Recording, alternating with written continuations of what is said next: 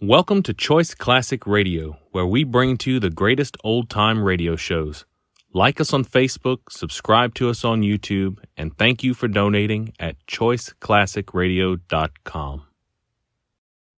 And now, Roma Wines, R-O-M-A, made in California for enjoyment throughout the world. Roma Wines present Suspense. Tonight, Roma Wines bring you Mr. Vincent Price and Mr. Lloyd Nolan as stars of Hunting Trip, a suspense play produced, edited, and directed for Roma Wines by William Spear.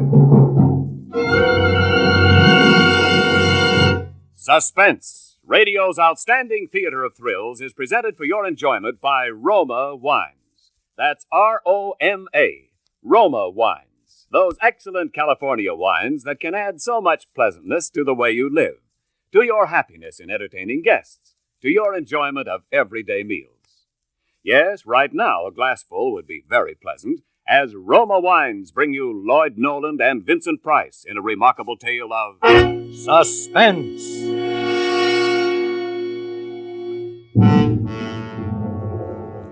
It began with just a little hunting trip for the two of us, Eric and me.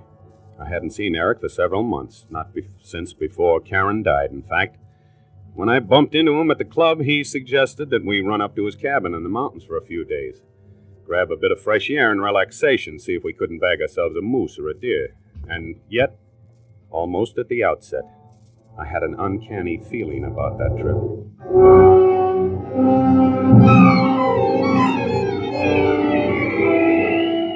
I suppose actually it was the night and the setting.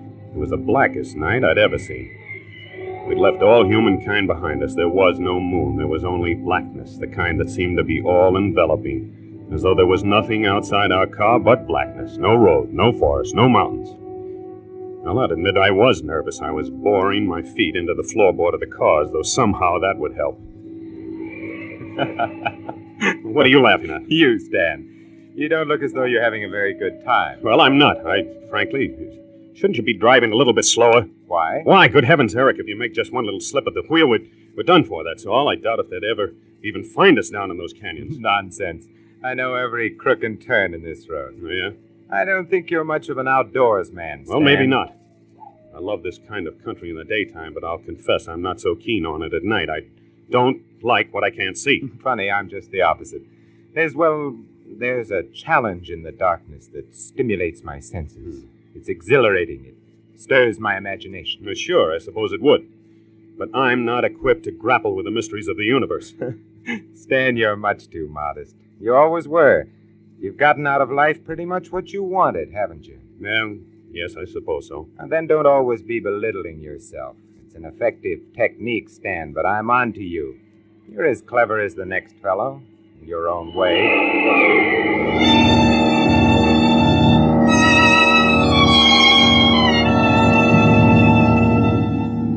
I sat back and tried to relax. Things weren't quite as Eric had pictured them. I was born with a silver spoon in my mouth, as they say. Eric had come up the hard way. I was average and soft. He was brilliant and hard. We'd known each other a long time, gone to school together, been in love with the same girl, Karen.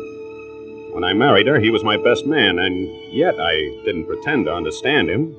He was still pretty much of a stranger to me. I glanced over his way. He actually seemed to be enjoying himself. It crossed my mind that he was rather enjoying seeing me in a bit of a lather, too. Well, it's not far now, just around the next bend. Well, thank the Lord. Well, am I amusing you again? No. I was just thinking what a perfect spot this would be for a murder. A murder? Honestly, Eric, I believe that's all you think about. It is almost. When I buy a newspaper, I read about murder the way you study the stock quotations. Murder is fascinating to me. I spend most of my time figuring out ways and means to commit murder. Now you're trying to sound like a mental case. Who knows? Perhaps I am. I have a mind. Well, here we are, old man. You see, I've delivered you safe and sound, all in one piece.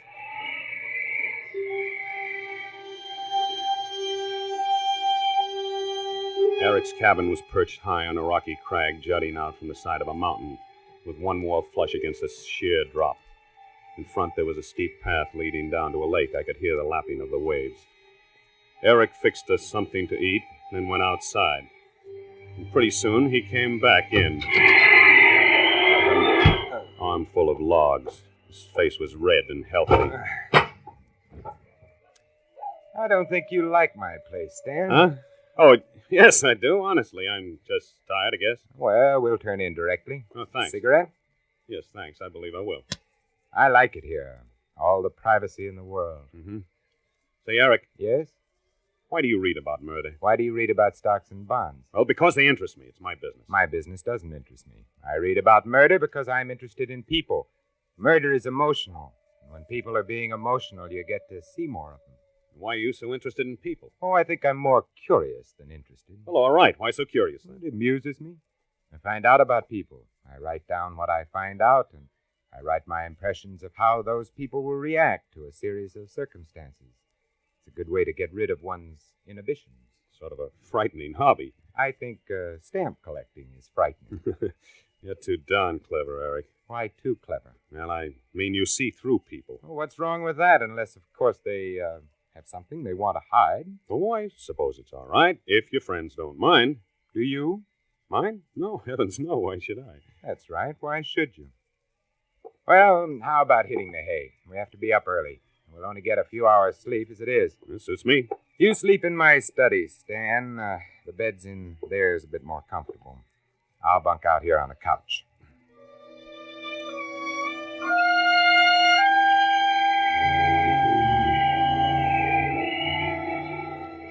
I had undressed and gotten into bed and was reaching over to put out the light on Eric's desk when my eyes fell on a stack of typewritten sheets. I wondered if they were the notes Eric had been speaking about. The strange mumbo-jumbo he'd written there, phrases he liked, single sentences describing people he'd met. There were a few clippings pasted on sheets of white paper, clippings describing murders, by strangulation, by pistol, by drowning, by poison. The full sheet was devoted to Karen. I hadn't realized how much he'd cared for her. His analysis was very kind, almost maudlin. He spoke of his shock at hearing of her suicide, and he tried to reason it, to find causes. Small memo pad caught my eye, however. And on the last page, I saw my name carefully printed. I read it eagerly. I read Eric's arguments for not hating me because I'd married Karen. I read Eric's cold analysis of my character. It's not exactly flattering, but it was pretty accurate. And at the bottom of the page, newly written by the looks of it, and in Eric's own careful hand, I read, 4 ways to commit murder. By strangulation, by pistol bullet, by drowning, by poison.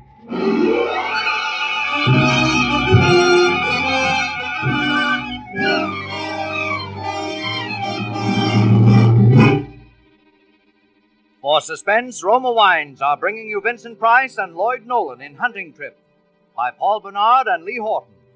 Roma Wines' presentation tonight in radio's outstanding theater of thrills, Suspense.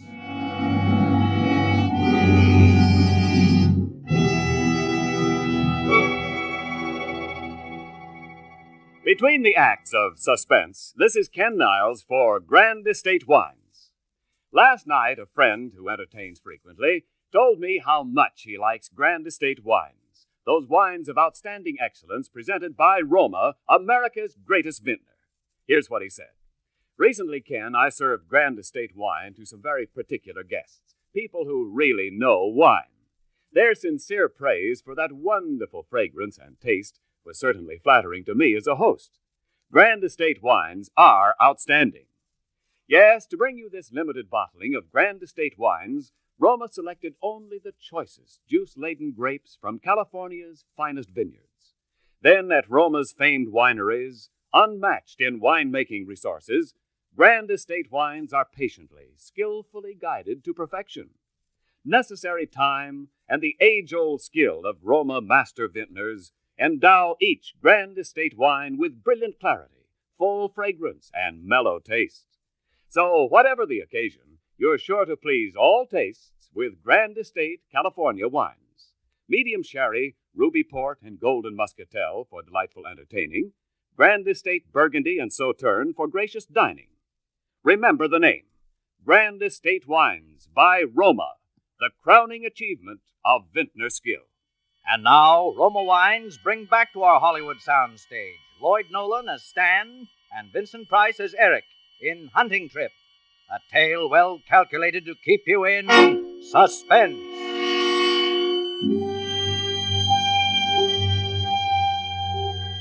I suppose I slept that night, but it seemed as though I had only just dozed off when I heard the door open quietly. I opened one eye cautiously. It was still gray in the room, so I knew I hadn't slept long. I was about to open both eyes to save Eric the trouble of waking me when I thought, he hasn't come to wake me. My mind threw two words at me. By strangulation. Before I had the chance to move, I felt his hands carefully on my throat. Dalton! Why, Stan, what's the matter? I thought for a minute that... Yes? I guess I must have been dreaming. Nightmare. You grabbed hold of my hands like you thought I was going to strangle you. Oh, did I? What's the matter? Have you got a guilty conscience? Yeah. Yeah, I guess I have it. What did you want, Eric? Time to get up. Oh, already? Yeah, that's right. I've got good news, too. I just spotted a likely-looking buck right across the lake when I went down for water. Oh, good, good. Well, I'll get breakfast going. As soon as you're ready. Yeah, be right with you. Now, there's no rush. Take your time. Nice to have you here, old son. Well, maybe it was the way that he'd said that, as though he'd really meant it. For a minute, I was convinced that I'd let my imagination run away with me. As for putting his hand on my throat, that was an accident. He'd been groping for my shoulder. And then the next minute, I was asking myself, was it an accident, though? Suppose I'd really been asleep. Suppose I hadn't grabbed his hands. I still didn't know what to think. Well, I dressed, and we sat down to breakfast. Pass me your cup, will you, Stan? I'll give you some coffee. There you are. Thanks. Sugar coming up. No sugar for me, thanks. Well, Stan, when are you going to confess? What do you mean, confess?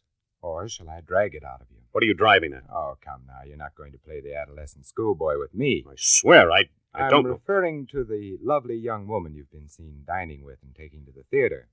Oh, you mean Marcia? Is that her name? Yeah. Well, go on. Where did you meet her? How? When? Is she wealthy? Is she as beautiful as they say she is? Come on. Let's have the sordid details. No, Eric, you're barking up the wrong tree. Am I? Oh, I'll admit I've taken her out occasionally, but it's nothing like that. Marcia. Do I know her? No, I don't believe you do. Isn't her last name Jenkins? Yes.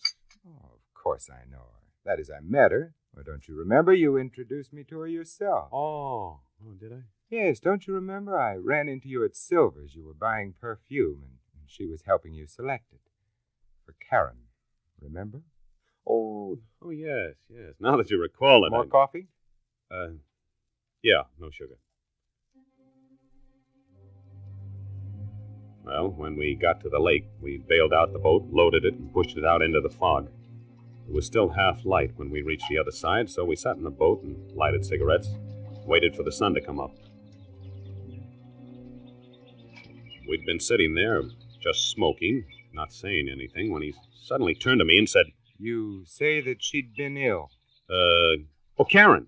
Yes, she'd been ill for some time, Eric. So she killed herself. Yes. There was an inquest, of course.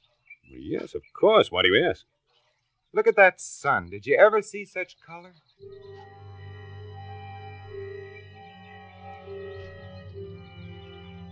Four ways to commit murder. I'd almost forgotten about Eric's hands on my throat. Now the incident jumped vividly back to my mind because now I knew that Eric had a reason. He looked away after he asked me about the inquest. He didn't answer me when I asked him why he wanted to know. Somewhere in that strange, dark corner of his mind, he was still obsessed by love for Karen, even though she was dead and gone. He thought that she'd still be alive and happy if she hadn't married me. My legs were weak when he motioned me out of the boat. A deer blew somewhere near us. We stopped. Hey, did you hear that? Yeah. Listen. It's moving west. Yeah. Stan, you work west, just about half a mile or so ahead of us. You'll come to a clearing. Mm-hmm. Take your stand there. Right. I'll strike north and west and then work toward the clearing. Good hunting.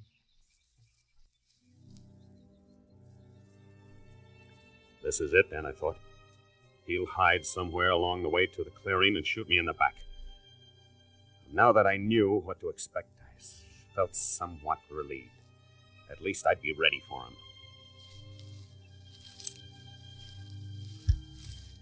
Nothing happened until I'd nearly reached the clearing. And then I got the feeling that someone was walking with me, timing his steps with mine. I stopped and listened. I don't know how long I stood there, my rifle gripped in my hands. But suddenly, instinctively, I wheeled around. A shot whistled over my head. Then I saw a buck running across the clearing. He'd shot at me and missed. Well, two can play at that game, I thought. The next shot would be mine. I wouldn't miss. I dropped to my knees, watching the brush for him. Then all of a sudden, I saw him running toward me, right out in the open. I started to raise my rifle, but I couldn't. I couldn't kill a man that way in cold blood. Stan. Did I hit you? Confound you. Now, hold on a minute, old son. Let's not lose our heads. I'm terribly sorry, of course, but I had no idea you were to take stand in the clearing, so I naturally assumed you were there. I don't know what I can say. Well, maybe it was my fault. I don't know. Anyway, let's forget it. But I said let's skip it.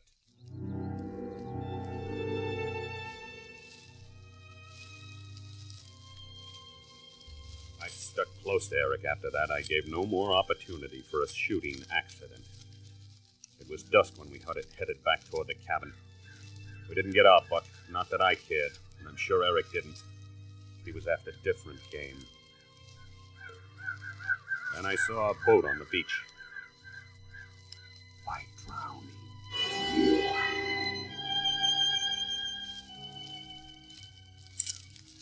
Here we were alone.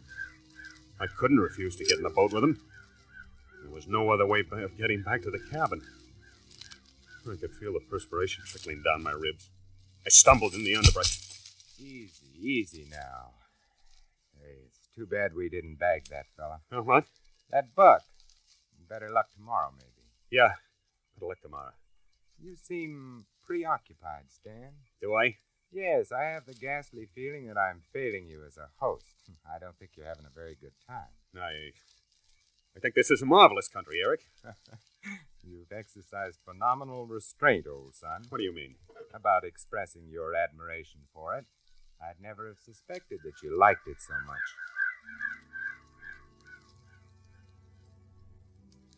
That remark called for some sort of an answer, but I wasn't equal to it. Fortunately, I was spared the necessity. We reached the lake in the boat. Then we tossed our guns into it. Eric started to push out from shore. Hop in, Stan. Easy does it now. Hang on to the oars, will you, while I climb in? All set? All set. Splendid. Here, now, you better let me row. I know this lake. There's some treacherous spots in it. What do you mean? Oh, some nasty boulders sticking up. Some of them that aren't easy to spot. Come too close to the surface for comfort. I see. If we were to hit one of them, we'd turn over in a hurry. You don't swim, do you, Stan? You know darn well I don't. Oh, that's a shame. It's a mistake not to learn to swim, don't you think?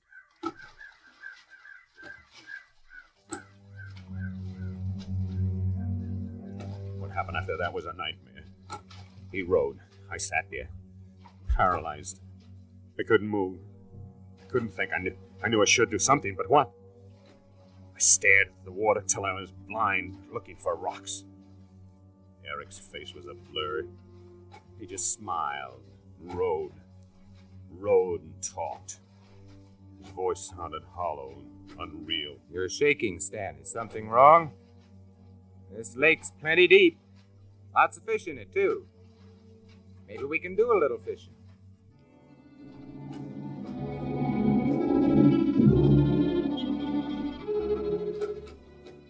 He stopped suddenly. He'd seen something in the water. He turned around, pulled hard on the oars. We'd reached the spot, he knew it. And then... No! No, Eric! No! Eric, for the love of God! Eric!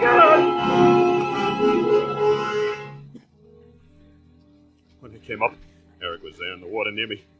He didn't speak. He just grinned. And then I saw his face above mine, grinning. I saw him raise his face to strike me, and that's the last I remember.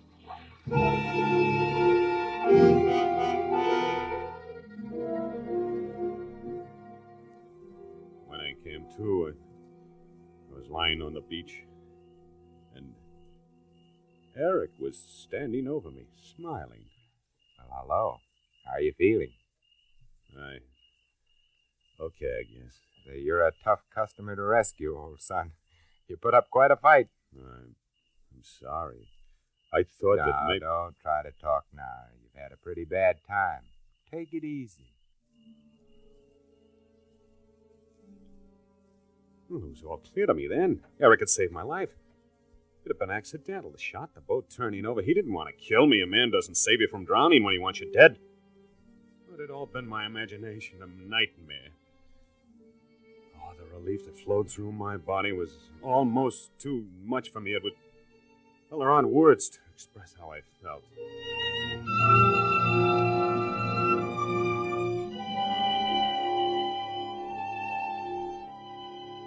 A little later, Eric helped me up to my cabin, and I stretched out on the couch. Eric went to the kitchen to fix hot coffee and soup. He brought the coffee in first, pulled up a coffee table close to me, and poured us each out a cupful. There you are. Get some of that into you, and you'll feel different. Oh, thanks. I'll be back in a second. Soup coming right up. Hey, Stan, do you like to cook? Huh? I said, do you like to cook?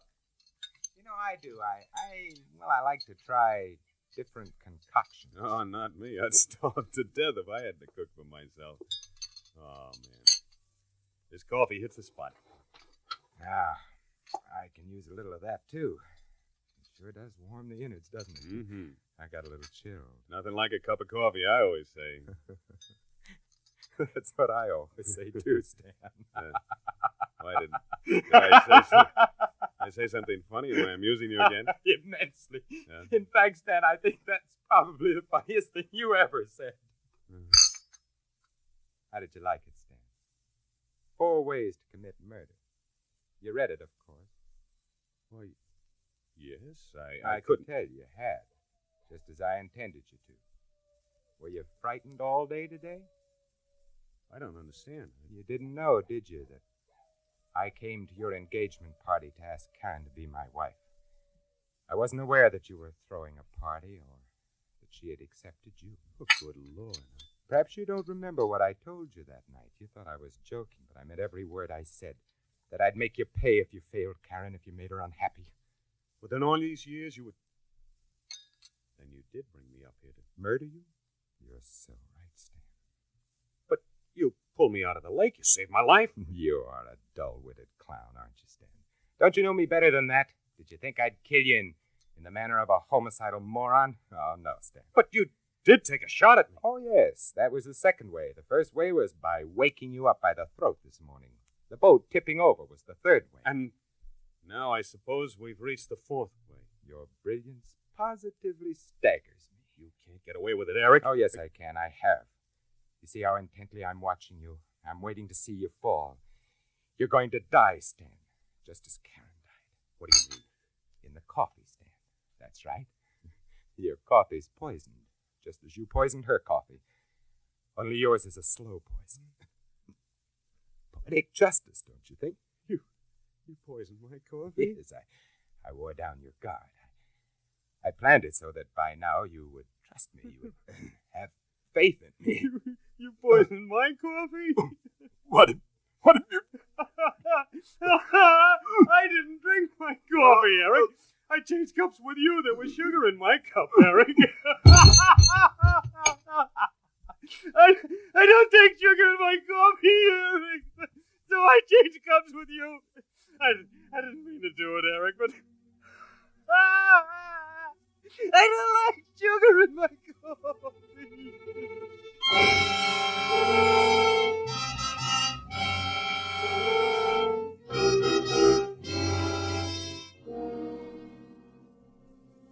So you see, I didn't kill Eric, really. He killed himself accidentally, but I wish he had killed me. He had a good reason to, because somehow he knew about Karen, about how I killed Karen by putting poison in her coffee that morning. And I watched her die, the same way that I watched Eric die. I'm tired now. I don't want to talk anymore. You do whatever you want with me.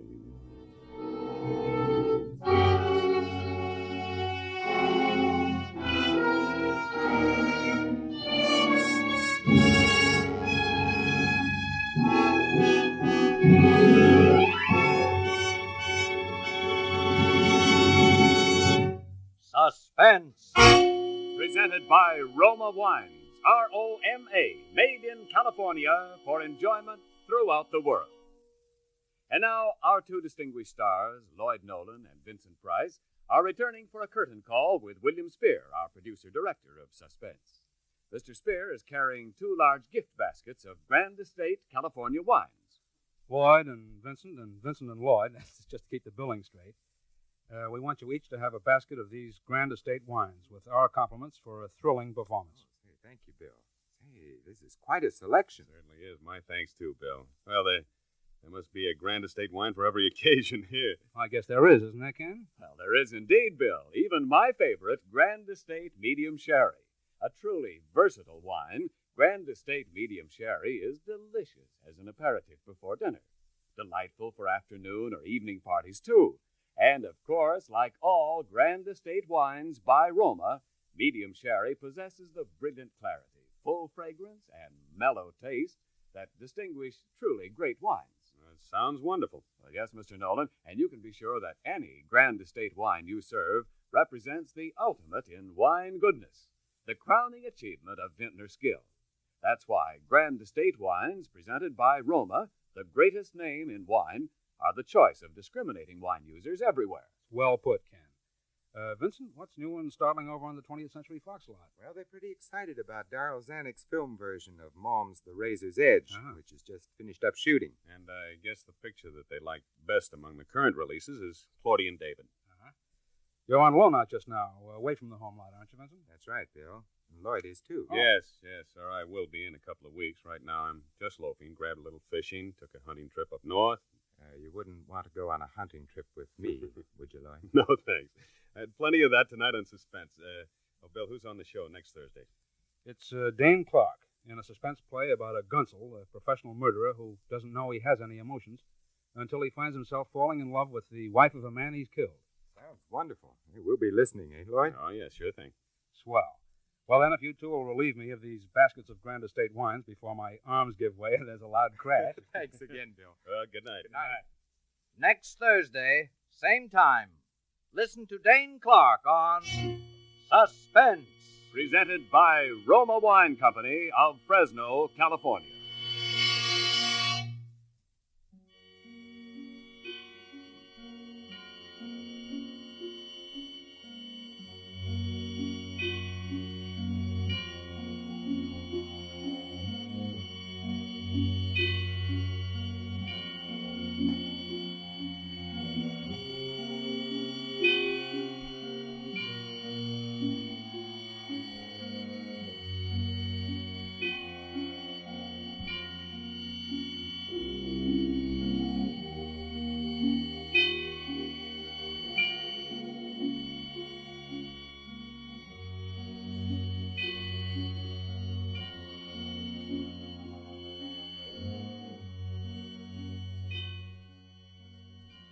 This is CBS, the Columbia Broadcasting System.